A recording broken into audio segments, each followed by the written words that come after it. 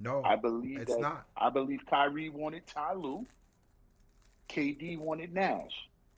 KD is 1A, I think Kyrie is 1B. I think Kyrie wanted Handy, and Whoever, because if you align with the coach, you don't come out and say after you get that coach, yeah, we don't that you need don't. a coach. No, Because absolutely. now you handcuff him, and as the second highest paid coach, I believe, in the NBA, you have to let him earn his money. If you're gonna make him the second highest paid coach, he has to earn his money, meaning let him pick his staff, let him do what he chooses to do. If you decide, hey, we're gonna make you the coach, my star player says, hey, we want you. Guess what? When we blaming KD, we're blaming Nash. When we're blaming Nash, we're blaming KD. They aligned at the hip. And that's what I say, but people fail to realize that part is that okay, they're a package deal. This package ain't working. Sam, So if this organization is really about a championship, we will find out this off season because KD is signed for 4 more years. I don't need your approval. He yeah, cannot afford to get asked for a trade again. I gave you a chance to build a team around you and let you have a lot of input. It didn't work. Now now a GM has to be grown and do what's best for the Brooklyn Nets, not KD. yeah, I don't know if Sean Marks got that kind of pull. Yep. But Well, Sam, I want you to talk about that. But I also want you to address this Kyrie comment. How how can we put this on Nash, considering that this is the mindset, this is the thought that Kyrie thought was a good to put out in the media for all his Yeah, teammates to hear.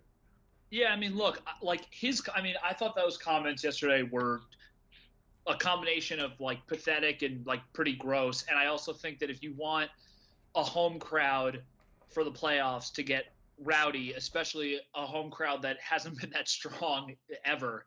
Um, I like that's obviously those aren't the comments that you want to hear because that sounds like somebody who's defeated. And look, you're never going to hear me say that like Kyrie is blameless because he obviously is a major part of why they're in the position they're in. He's a main reason why they're the seven, whatever they were, the seven seed this year, and we're in the play-in.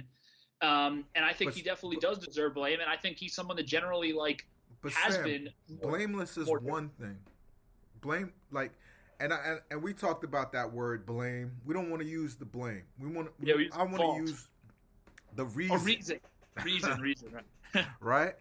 The reason this happened, right? Like when I judge why we lost last night, I can go, the reason we lost last night was because Kevin Durant went 0 for 10. The reason we lost last night was because the pairing of Kevin Durant and Kyrie Irving went 1 for 17. I believe in those type of reasons and shaping a concept around something tangible. Where I have a prop, like to admit and own the capitulation in such a just like the crazy thing, and I'm sorry, I'm stepping on some of your time here, Sam, but No, you're I good. need you to address this. The craziest thing about what Kyrie said is that was my argument against bringing him here. He's not gonna. He's already won his championships. What's more important for Kyrie is I don't know if that's in basketball, and he's super rich, super satisfied, and I felt like it'd be hard to motivate that guy when times got hard because he's already accomplished the things he wanted to accomplish in the league. So to hear him say that, that's the part that I need you to tell me. When you hear a player say, "Yeah, there's teams out there that are hungrier than us." He's done. It's not about basketball. He made that clear since he's been in Brooklyn. It hasn't been about basketball, right? We could say when he's on another team, oh, that's Kyrie being Kyrie. Guess what? When you come to our team, it's the same thing. Yeah, Don't think. I was just gonna say, I think, look, and I gave you guys a voice message earlier today, but I think it's a really interesting story, and it does relate to what we're talking about. And it has to do with kind of, like the whole, like this team being run from the top down, basically. Like if you're doing a hierarchy, it's basically like, excluding Josiah, it's basically KD and then Sean Marks, and then it seems like Kyrie and then Nash or whatever. And you are seeing, and like I understand as much as anybody how much this is a player league, as it should be. To the guys who are, there's no other sport like basketball where one player makes such a difference and whatnot. But when the way that this organization has basically deferred to Durant, which is why, and Kyrie, which is why I do agree with everything that you both have said, which is that when you blame Nash, you do have to blame KD at the exact same time, because this is a partnership that they're in there together. Like they're in this basically 50-50 on the court. And when you see like KD being clearly instrumental in a lot of the different personnel decisions on top of the coaching decisions that have been made, like for example, KD obviously orchestrated the original Harden trade when that trade never struck me as something that Sean Marks would typically want to do. The DeAndre Jordan being a part of the team, the bringing guys into the bubble who were people that KD was friends with, like a Michael Beasley or a Jamal Crawford, rather than maybe like developing young guys. And the story that I heard recently that I really enjoyed was that they were talking about the Warriors and their success this year, and the Warriors are now going through like iteration 2 or 3 of championship type rosters, and they all the veterans on the team, Draymond, Clay, Steph, they all wanted Avery Bradley over Gary Payton. And for a while, and last year, the other part of the story that I actually forgot to say, they also all wanted Brad Wanamaker over Jordan Poole. And they just all wanted veterans, and the management was like, no, we believe in Poole and we believe in Gary Payton. And you're kind of seeing the fruits of like these guys that are in the management offices. They know what they're doing. Like they do this for a living. And it's not to say that they're always right, and it's not to say that they're always wrong, and it's not to say that players are always right or players are always wrong. But there is like, you can tell in the organization, at least I feel this way, and I think a lot of you guys do as well, that the power structure just feels so paralyzed and shifted and contorted in a way where like if it was a human body, like the nose is where like your ass is and the spine is in the wrong spot and everything, that like it just doesn't make sense. Like I always relate it back, Eve, you'll know this like as well as anybody, like when the Jets forever before Joe Douglas were always hiring a GM, and then they'd fire the GM who just hired a new coach. And so the coach was at like a different or same level as the GM. And it always felt like there was just this like incongruity that like basically made it so that decisions were impossible to be made. And right now, that's just like how the roster like and the organization feels. Like I don't really get, like, if everybody isn't on board with Nash, then I don't get why he's the coach. If everybody isn't on board with X player being on the team, then why are they there? And like there's just something to, and it goes to go full circle. It goes to those Kyrie comments, which is just like this whole entire thing just kind of feels like it's off track, and you need people that are all in. And look, Kyrie says a lot of things that I think he just says like in passing, and so I think dissecting anything Kyrie says is might be a fool's errand. But like you do need guys who are here that like are all in and want to win. Sam, and I do hope like yeah. Sam, are you missing the irony of the fact that this is coming from Kyrie, who basically got up on another press conference the first year of him being here saying, yeah, we're basically going to – this is not basically our team. We're going to trade all of these dudes. Eve, I'll go a step further. How about the fact that this is the same guy who doesn't understand why Boston fans don't like him when he first said, I want to be back if you'll have me, and then they had a game against the Knicks at Madison Square Garden, and he told all the reporters there, yeah, know what, New York was actually a place that I really wanted to play because like it's coming home and stuff like that. And everybody on the Celtics beat was like, wait, what? Like you just said you want to be here. And so like he like look, he has like he always has had a wandering eye, and like I don't think he wants to go anywhere else, and obviously that's not the point of this conversation, but like I do think like comments like that, like they almost remind me in a way like this Nets season in a way. You may like this analogy. This season in a way has almost felt like the Trump presidency, and like there's been so much crap that each bad thing that happens has no significance anymore because like it just doesn't mean anything.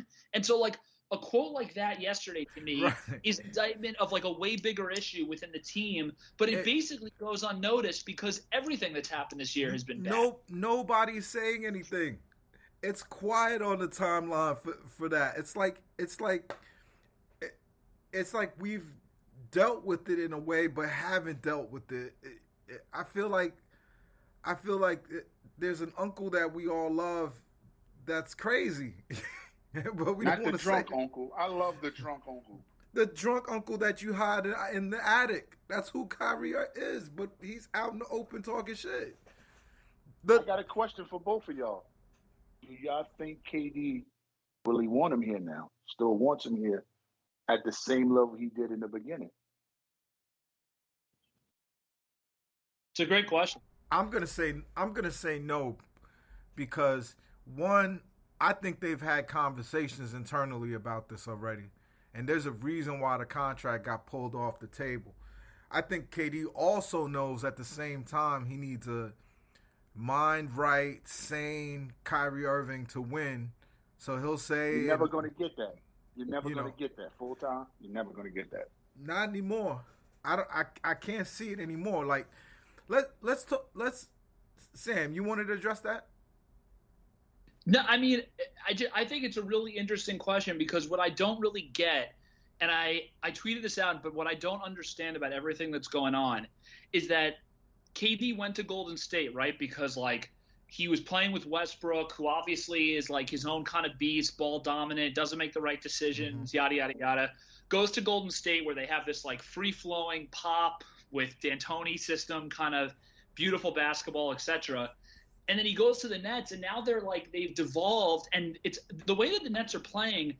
And this is, Eve, where I think that you have like the strongest argument about being more pro Nash is like the way the Nets are playing right now is clearly not the way that Nash wants to be playing basketball. Like there's no way that anyone can convince me that. Now he's still the coach and he has power to do what he wants to do, but like something tells me that there's something missing there, and that I don't know if it's a disconnect or if it's they're just kind of freaking out because Boston has just been so good defensively. But whatever it is, the way I would measure that though, Sam, is I would say look at how a player that's done, like Goran Dragic. Excuse me. Oh, I hate coughing in the mic. My bad. But a player that's done like Goran Dragic, he's looked brilliant. Why does he look good in the system? The system elevates him. It elevates Bruce Brown. It elevates Seth Curry.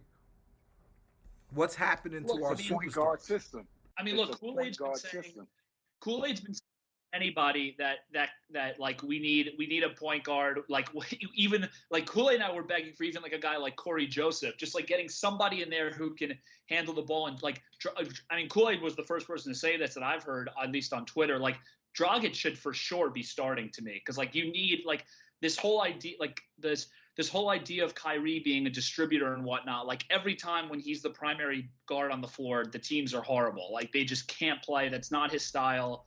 He can't do it. But to go back to the original question about, like, with KD and Kyrie, like I just like the way that they're playing right now, and the way specifically that KD is playing is so like just AAU crap that like ISO, like no movement, no screening, no pin downs, no anything. And like I just don't think that's like what KD wants. I get that like in Golden State he still got to do his whole ISO thing. And like cool, you could speak to like the offensive like intricacies of it more than I can. So, but like the way ISO is not his type of style. So his ISOs in Golden State, what people fail to realize is he was going ISO with actions on the other side. And you had players committed to a system. So even though he was going ISO, he did it within the system. He's going ISO now. I'm going to dribble the ball up. You watching me. The whole Boston is watching you. and it's still I'm gonna pull with 2-3 people on me. Like